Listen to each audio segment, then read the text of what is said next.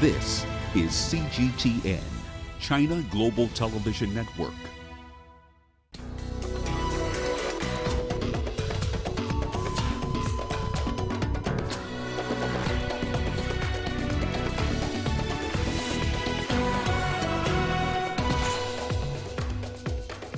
ICC finds former Congolese warlord guilty of war crimes. African leaders launch free trade zone as Eritrea holds back. And Sudan power sharing deal hailed as a step towards restoring a democracy. Hello and welcome to CGTN. This is Africa Live and I'm Karen Roberts in Nairobi. Also coming up in the programme. In business, Ethiopia to award 2 telecoms licenses to multinational mobile companies. And in sports, debutants Madagascar and 1990 winners Algeria through to the quarterfinals of the ongoing Africa Cup of Nations. The International Criminal Court has found former Congolese warlord Bosco Ntaganda guilty on all 18 charges of war crimes and crimes against humanity. They include rape and the use of child soldiers. He was accused of carrying out the atrocities in DR Congo's northeastern province of Ituri between 2002 and 2003. Let's now get you the latest on this verdict. We are joined by CGTN's Mariam Zaidi, who is at The Hague, and Chris Opchamringa, who is in DRC's capital, Kinshasa. Mariam, to you first. DR Congo warlord, as we've just been saying, Bosco Ntaganda, has been found guilty on all counts. What more can you tell us about the verdict?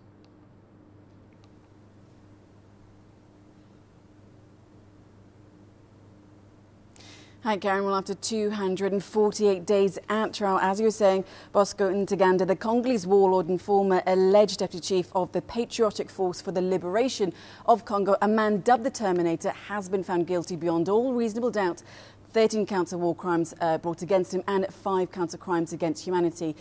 Those crimes, of course, were committed in Ituri province in the DRC between August 2002 and December 2003. And it's a long list of crimes that include murder against humanity, using murder as a war crime, of directing attacks against civilians, using rape as a war crime, sexual slavery, the forceful transfer of a population, displacement, enlisting child soldiers, and many more. Now, delivering a lengthy judgment, the presiding judge asked Ntaganda to stand as he read out the International Criminal Court's verdict. Ntaganda will now remain in the ICC's detention in The Hague until such a time as the chamber determines his sentence. It should be noted that Ntaganda, of course, has 30 days to appeal the judgment today.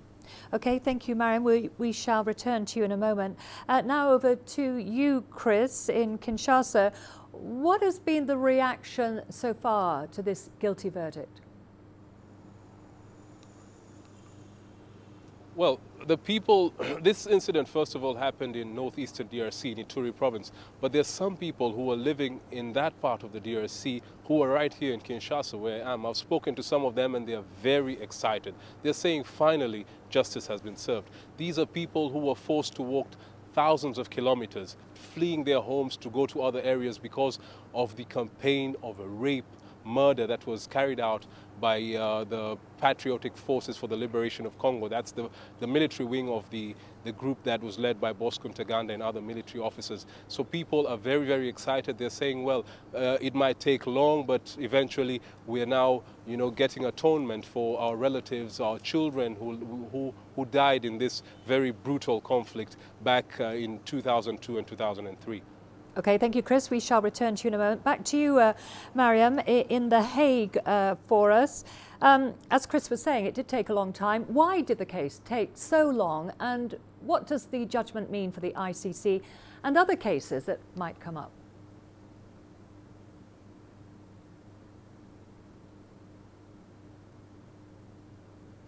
Well, Karen, the ICC spokesperson just spoke to us and he said that today's ruling is a clear decision Ntaganda was, of course, the first suspect to voluntarily surrender himself to the court in The Hague back in 2013, basically walking himself into a US embassy in the Rwandan capital. And he is, of course, one of 5 Congolese rebel leaders to be brought before the ICC. Now, the court, of course, has been in recent times, you could say, highly criticised for only being perceived to be going after African suspects. And also some of those accused have managed to walk away.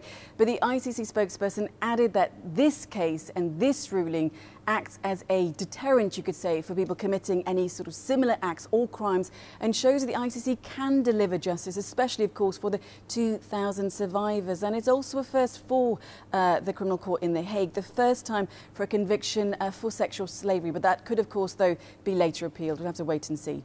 OK, thank you for that, Mariam. Back to you, Chris. After this verdict, what next for the Congolese people?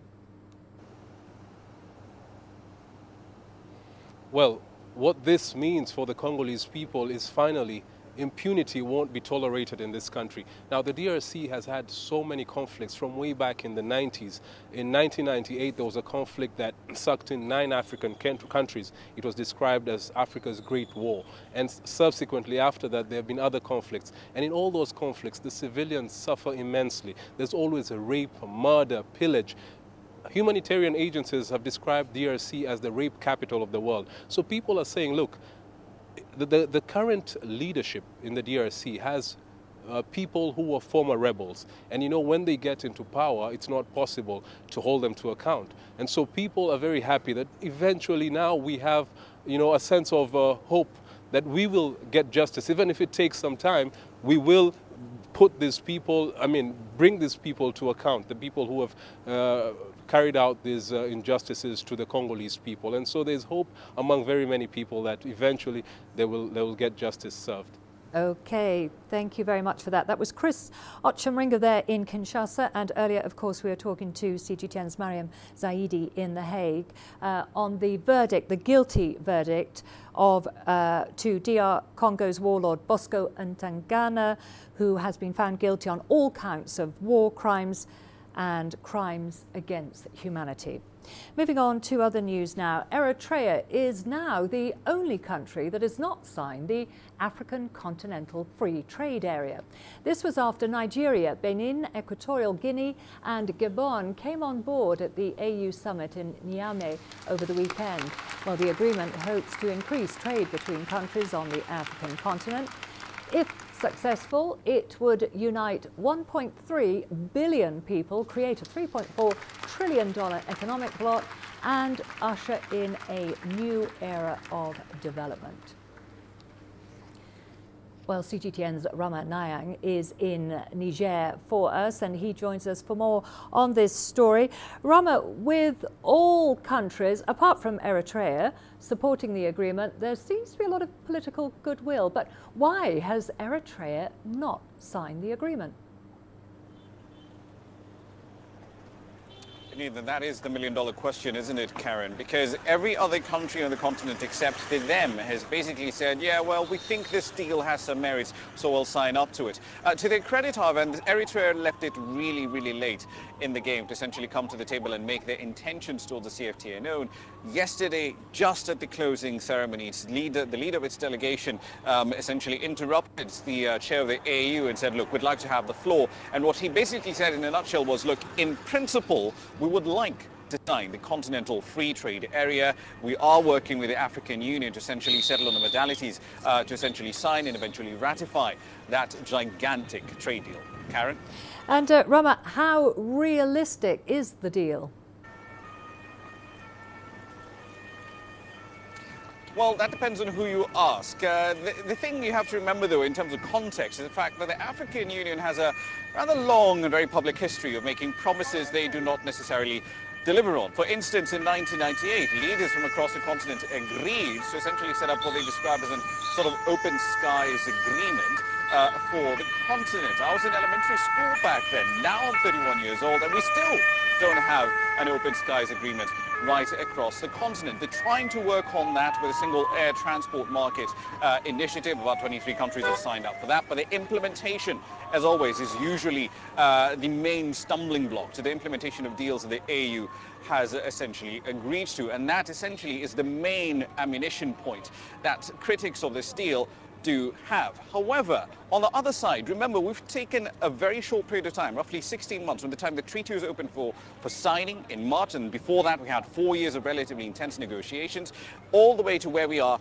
today, having a treaty that has been ratified and is in force and will essentially start trading under CFTA rules by the 1st of July 2020. So that speed by which we've implemented and ratified that particular contract is certainly cause for optimism. But the next step is equally important, the removal of tariffs, which relatively speaking is the easy part, but also the removal of non-tariff barriers. That's going to be especially important to look at in future. Karen? Well, besides these tariff barriers that you're talking about that need to be removed, what are the other challenges ahead?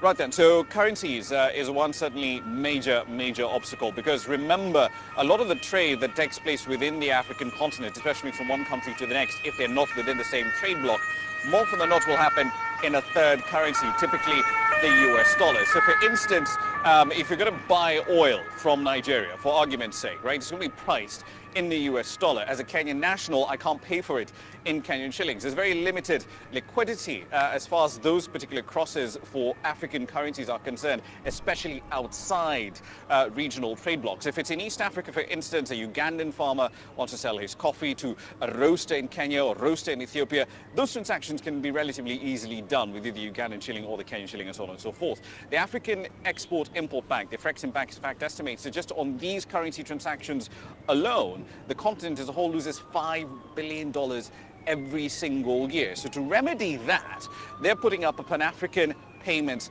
system. So essentially, if I am buying crude oil in Kenya, I'm going to pay for it in Kenyan shillings, the seller's going to get paid in Nigerian naira, and someone else takes that currency risk somewhere in the middle. That's just one of the many risks that have to be dealt with, risks and challenges rather, that have to be dealt with to make the CFTA work. Karen? Okay, thank you very much, Rama. That was CGTN's Rama Nang there in Niger on that story. Well, as we were saying, he's still there in Niger's capital. There is plenty of technical work that needs to be done before the formal launch in 2020. And here's a report. The formal launch has happened, and the countdown to trading under CFTA rules 12 months from now begins. But between now and the 1st of July 2020, there's still a lot of work that needs to be done. Some countries, for instance, are still concerned about potential revenue losses that may come with this free trade area.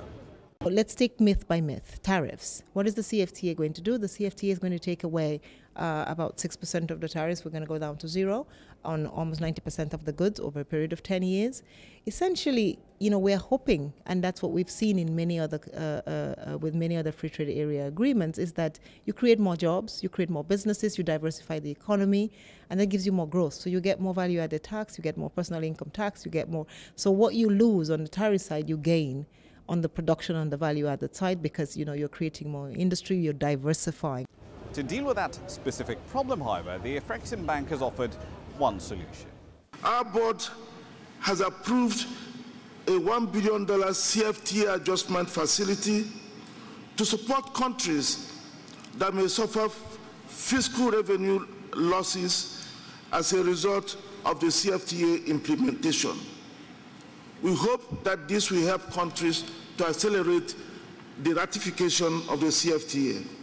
By removing tariffs on about 90% of goods that are traded within the region and non-tariff barriers as well, the CFTA aims to boost the portion of intra-African trade from about 15 or 16%, where it is at the moment, to at least 60% by 2022.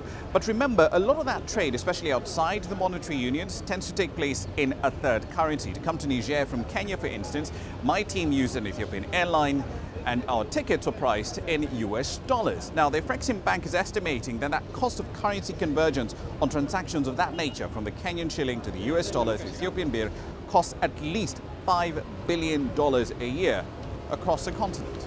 Now, of course, there's also no escaping the wider context in which this trade deal was arrived at a time when the United States has ignited disputes with the EU, her North American neighbors, China as well, and at the same time blocked the appointment of new judges at the WTO.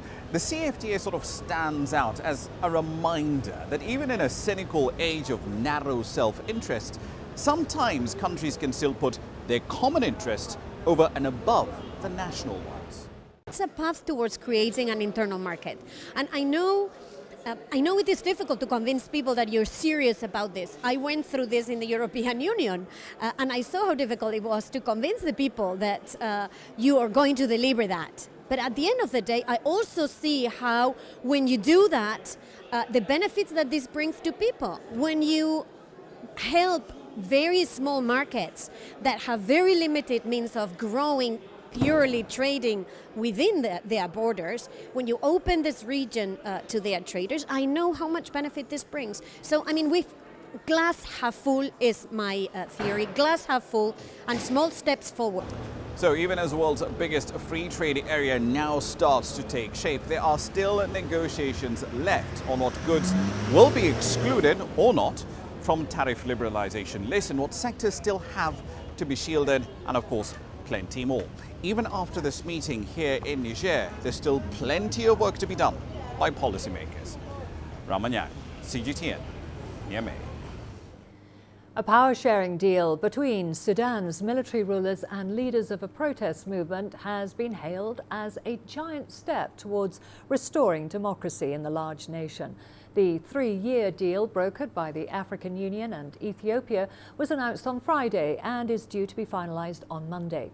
Well, the agreement has revived hopes for a peaceful transition of power in the country. CGTN's Tuli Shabalala has more.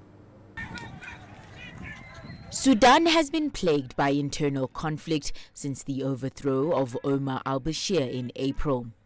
Following months of protests and a standoff over the role of the army in the transition, both the ruling military council and a coalition of opposition and protest groups have agreed to form a joint military and civilian sovereign council to lead the country during a transition period of 3 years and 3 months.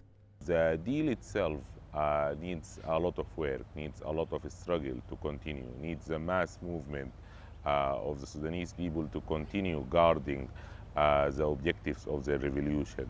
And the big hazard, the big risk on this revolution is to prevent its path to continue in making a new military regime in Sudan. So this agreement is an opening to achieve that.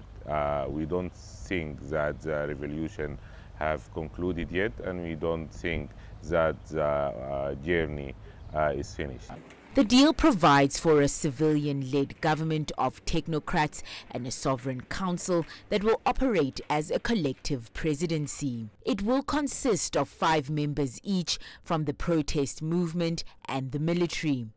And an 11th member will be a civilian selected jointly by the 2 sides. We have our names for our candidates for the Supreme Council and the Prime Minister ready.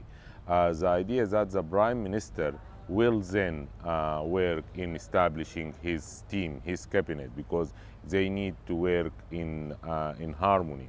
So, and he will be the first executive officer in the Sudanese state. So he needs to choose his minister, his cabinet, his team from within the candidates that are provided from the forces of freedom and change. The council will be led by the military for the first 21 months and a civilian representative for 18 months.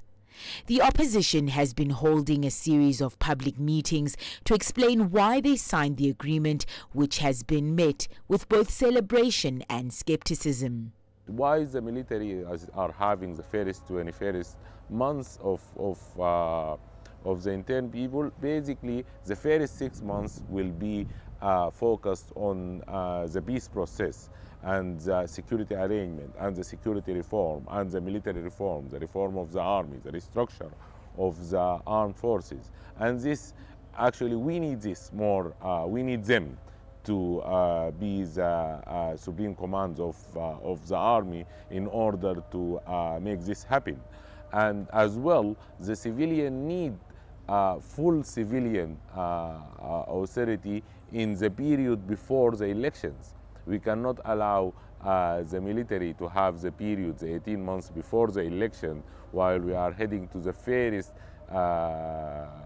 fair and free elections in Sudan. The agreement also stipulates the launching of an independent and transparent investigation of all violent incidents starting from April 11th, when Bashir ended his 29-year rule. Thuli Shabalala, CGTN. Well, the end of Omar al-Bashir's 30-year rule brought both hope and violence to Sudan, and now a power-sharing agreement offers a path to peace. CGTN's Daniel Arap-Moy takes a look at the rise of the Sudan crisis. Protests in Sudan started to flare in December 2018 as sharp rises in food and fuel prices left the country's economy on the verge of collapse. In the months before protests began in Sudan, many Sudanese were already struggling to make ends meet. The government had hoped for quick financial support from wealthy Gulf Arab allies after Bashir sent troops to Yemen as part of a Saudi-led alliance fighting an Iran-aligned movement, but help was slow in coming. The trigger for the wave of protests was a government attempt to introduce and subsidize bread. The demonstrations quickly turned political, demanding Bashir step down. The uprising eventually led to the ouster of Sudan's long-serving president Omar al-Bashir in April 2019. The military immediately seized power in what was meant to be temporary control. A new power-sharing agreement was reached between the Transitional Military Council and pro-democracy forces, seen as hope for a better outcome in Khartoum. The Transitional Military Council had agreed with protesters to transfer power to a civilian rule, but later scrapped all agreements. Instead of engaging with the demands of protesters, it responded with violence. Rwanda's President Paul Kagame last week called on the Sudan military to take responsibility and protect the rights of civilians. Even if the military who are in charge, who took over, would be saying all kinds of things, it's up to them to convince the world that what they are doing is in the interest of these very people there. And when you start seeing that they are being shot and killed and arrested, and then you know something is going wrong. The Transitional Military Council later proposed to hold an election within 6 months against the wishes of the protesters, who preferred years to organize a multi-party political system in Sudan. Protesters pushed back against the government, whose forces raided a protest camp on July 3rd and killed dozens of people.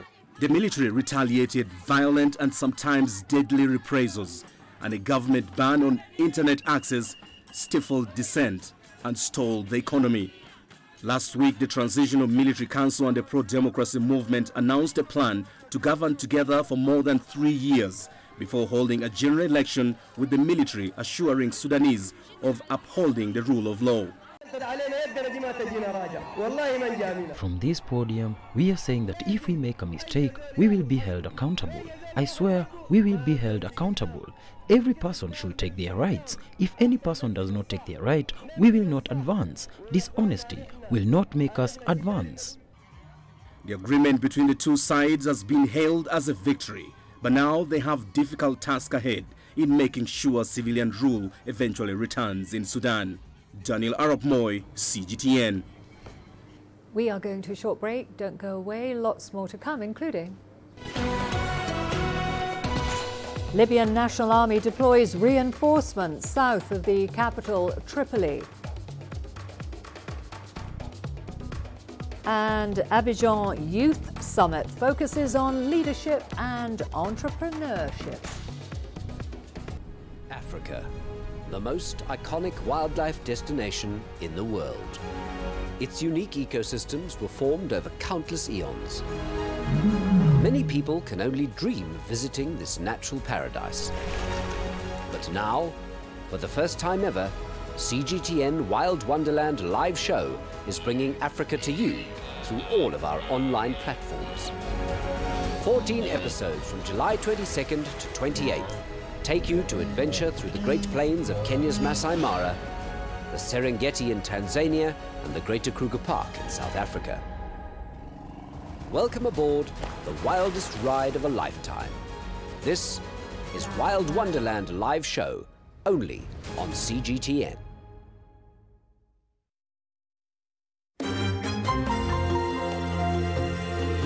Africa Live. Find your voice.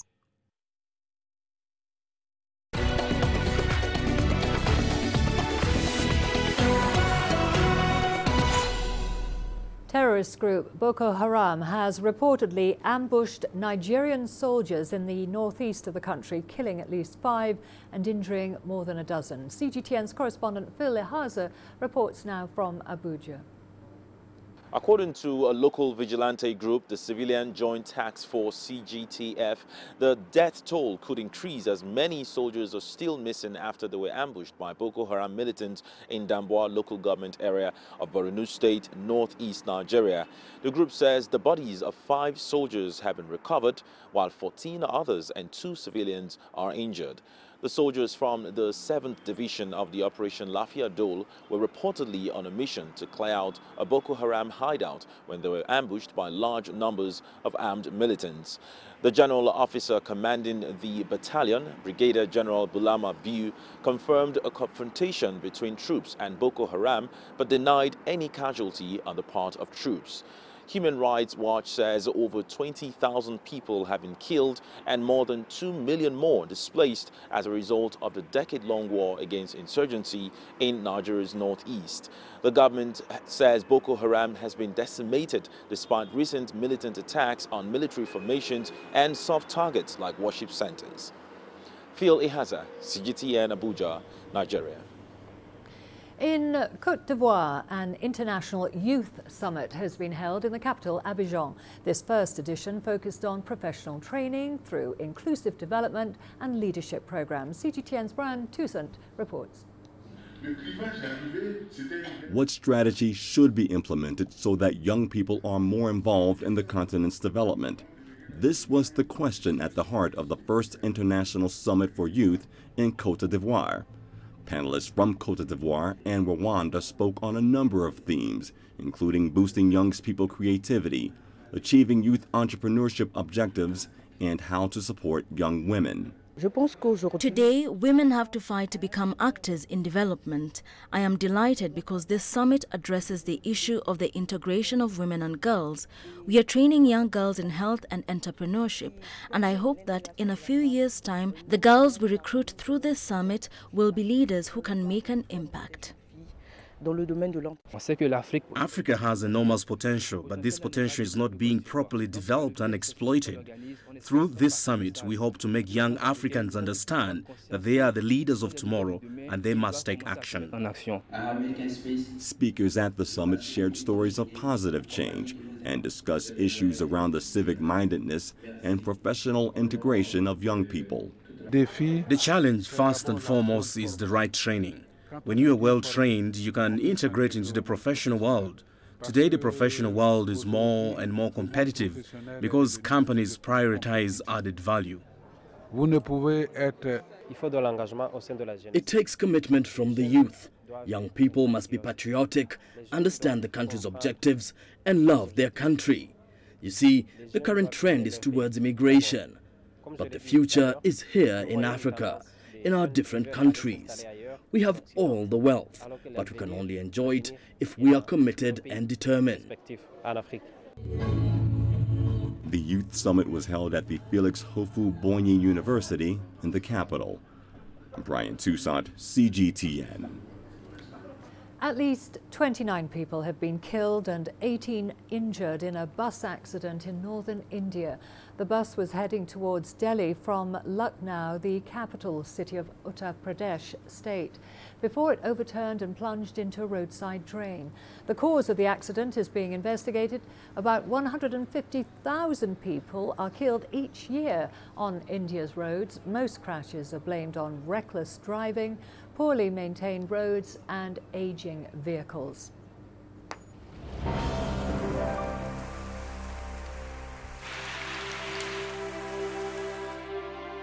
Chirping of birds, sounds of whispering trees, burbling of streams. When sunlight sets the forest's leaves aglow and waterfall surges down from the mountain, we see and hear the Earth's wondrous beauty. The Earth is meant to be appreciated, and the life of its inhabitants deserves our endless exploration. Come with CGTN to listen and see, in chorus of life, to marvel at nature and life.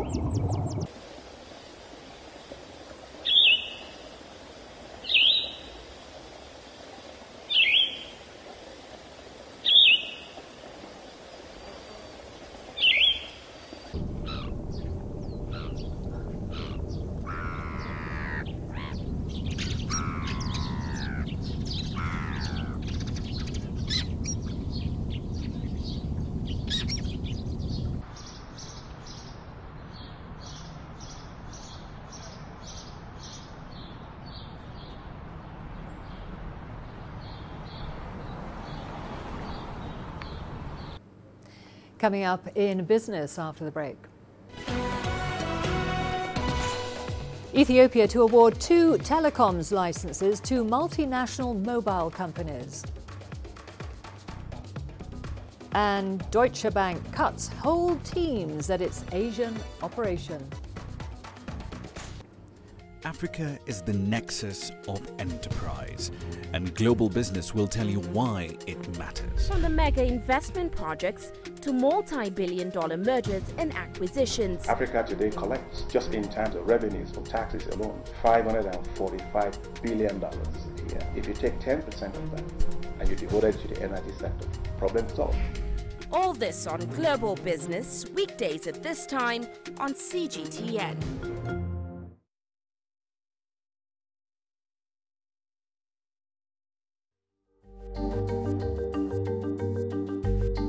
Africa Live. Find your voice.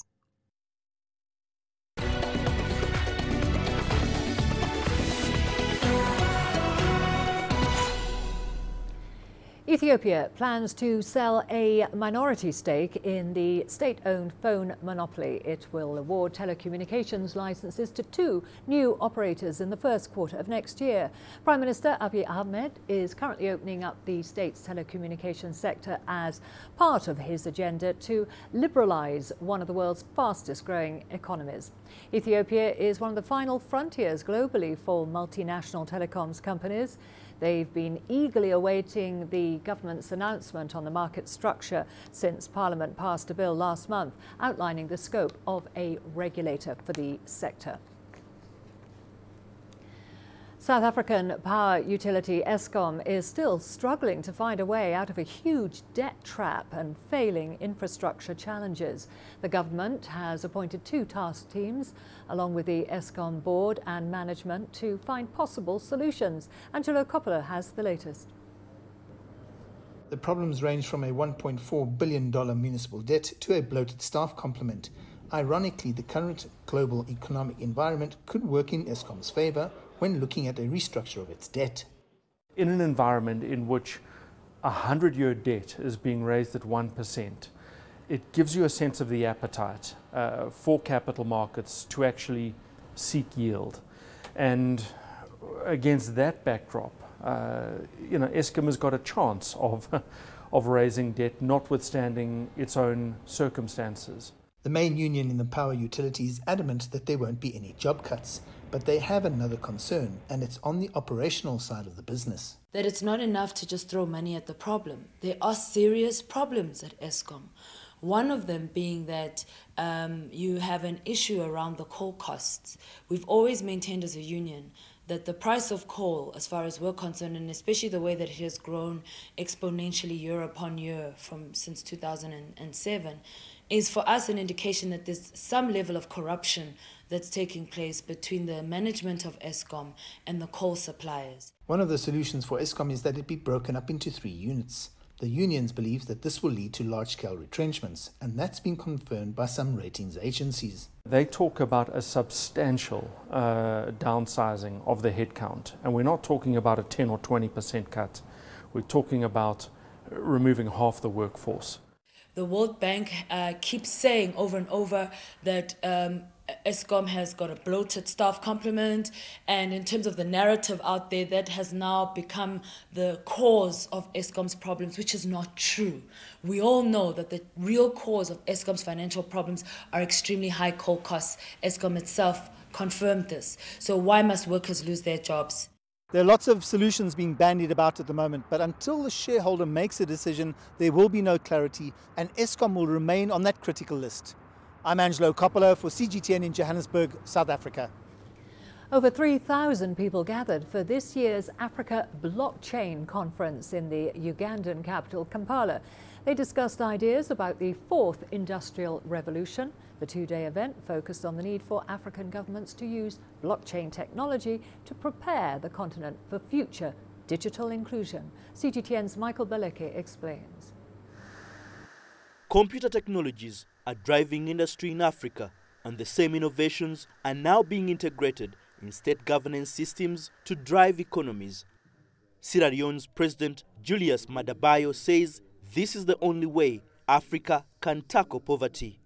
Let's involve everybody, from you guys, the young guys leading this particular revolution, to those of us who have to create the enabling environment and the legal and regulatory framework for it to function in a way that it is not going to be too disruptive.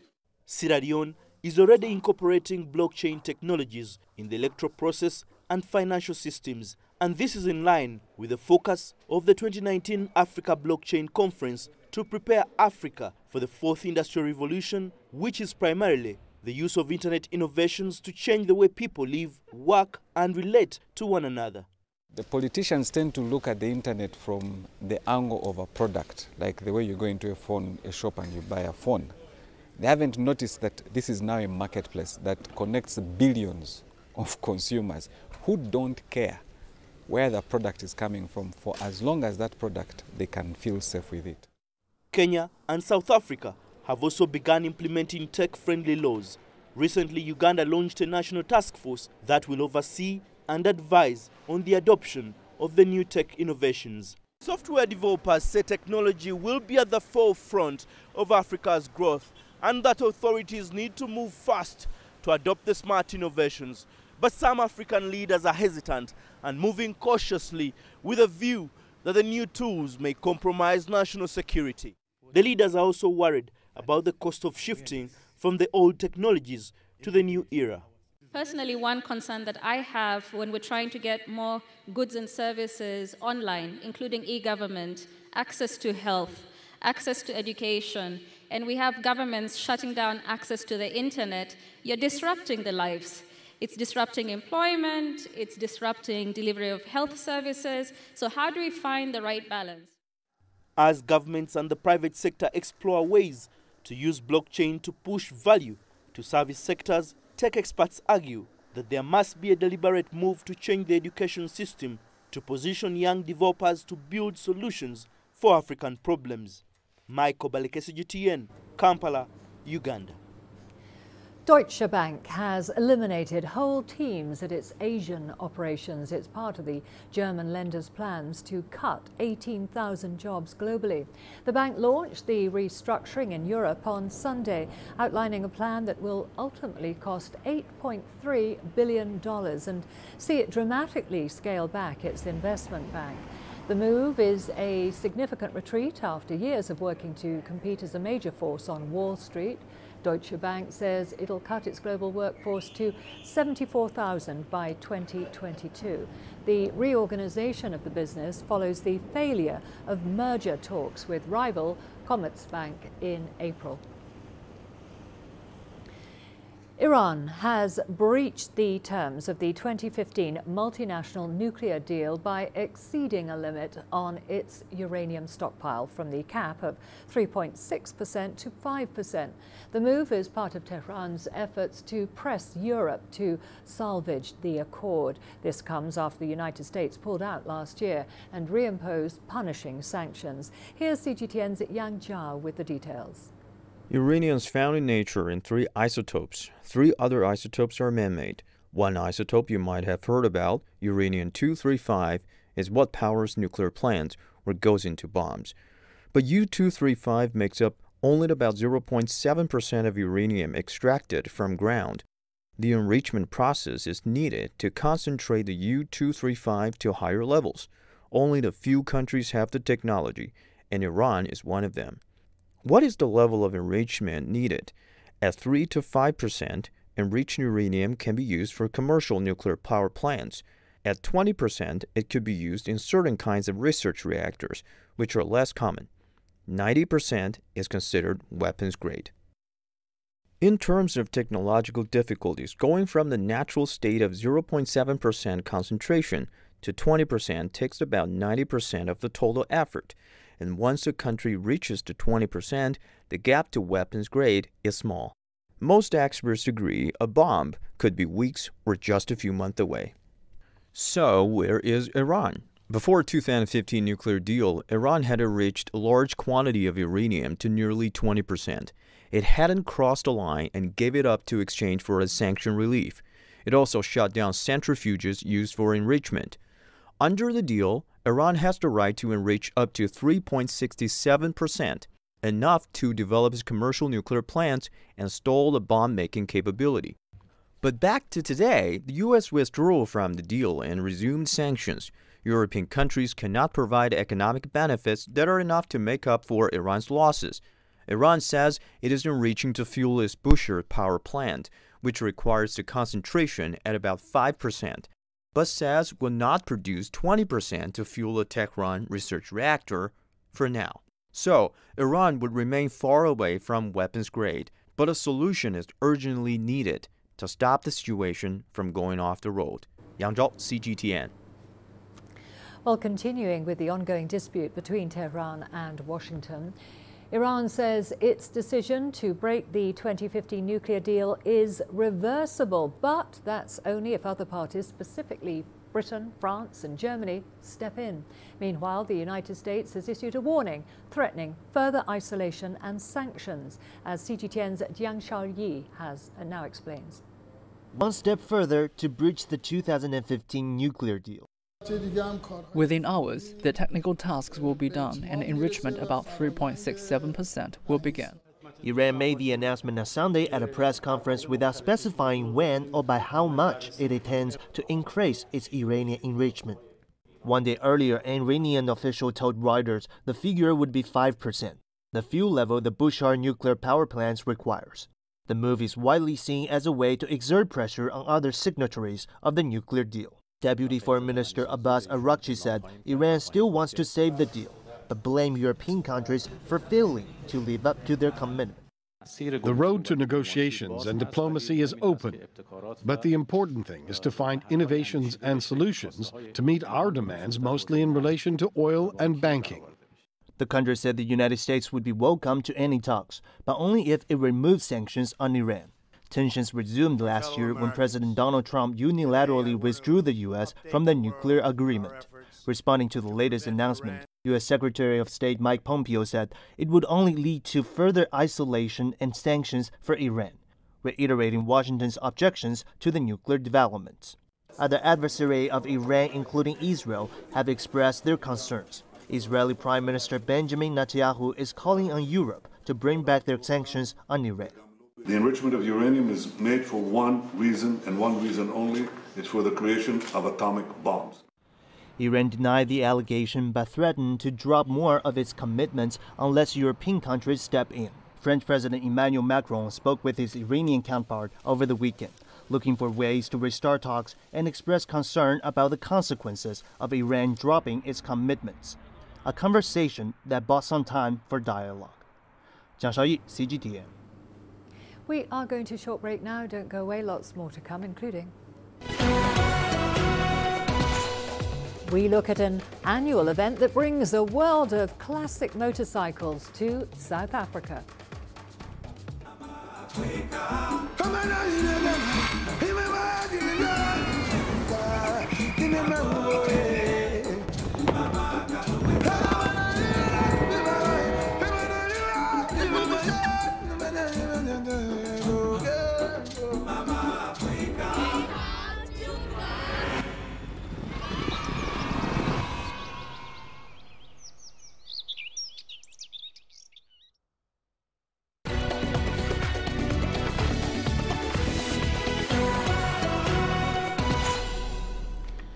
To South Africa now, thousands of motorbike enthusiasts got together for the 1000 Bike Show in Johannesburg. It's an annual motorhead event where thousands of bike enthusiasts get together. It's the biggest two-day biking event on the South African calendar. CGTN's Yolisa Njamela has more. This gathering features some of the world's most sought-after motorbikes. You name it, and you're likely going to find your favorite classic or vintage here. Motorbike fanatics gather here in their numbers on a yearly basis. Collectors bring their much-loved and custom-built bikes. To show off your classic motorcycle, the one that you've rebuilt or you bought or you acquired, or maybe it's a bike you've had from a youngster and you just want to show it to all the people that this was the bygone era of bikes. It's just a collection of people that enjoy classic motorcycles. Classic motorcycles basically is 20 years old, okay, at least, and then it falls into the classic era. For motorbike enthusiasts, this is a place to be at. Definitely on the diary of all the bike clubs, Crusaders, Saints, and all those type of clubs. So they love the show. For the old classics, for them to display their bikes outside. Yeah, and anyone that's been interested in bikes all his life. The money we make on the 1000 Bike Show, a lot of it goes to charity. We keep enough money to keep us going for the year. This place is awesome, and there's such a wide variety of old bikes. I like it because it's catered for the older bike, the vintage, the bikes with heritage behind them. We come as a group of very close friends. So we come as a group and, you know, we steal with the eyes, we look at all the different types of trending styles of bikes. Every year something changes and we try and take a bit of that home with us and see if we can replicate or emulate that in our garages. It's great to come and see all the different old motorbikes here. There's basically from A to Z of motorcycles you can see here. From the early 1900s, like they're running back there, to some of the modern stuff and the custom stuff outside, and yeah, it's just a great day out and seeing what South Africa has to offer. The event also appeals to families looking for something a little different to do. Yolisa Njamela for CGTN in Johannesburg, South Africa. Let's now cross over to Senegal, where an urban dance centre is becoming very popular by providing free dance training to amateurs. The centre also gives job opportunities to the youth in the West African nations. CGTN's Daniel Arapmoy with the details. This urban centre, named the Dance Hall, is the first urban dance centre in Senegal. Both professional dancers and those that are still green in the field are trained on how to dance to different styles such as the modern Afro move, hip-hop and dancehall, among others. Some people come here to learn certain dance moves because some dance steps are fashionable. There are also those that see dancing as a sport. Practicing it is good for their health. Others simply want to have a good time by dancing. Mariama Tua is the creator of the dance hall. After studying abroad, Mariama felt the need to create a space to promote and support urban culture in Senegal. I think creating the first urban dance center in Senegal has brought an added value. One of the values we seek here is to provide employment to the youth in the country. For a long time, people here have looked for other ways of putting bread on the table. The dance hall has produced one of the best dancers in Senegal. Most of them have ended up representing the West African nation in international dance competitions. Daniel Arap Moy, CGTN. All the sports news coming up for you after the break, including debutants Madagascar and 1990 winners Algeria through to the quarterfinals of the ongoing Africa Cup of Nations.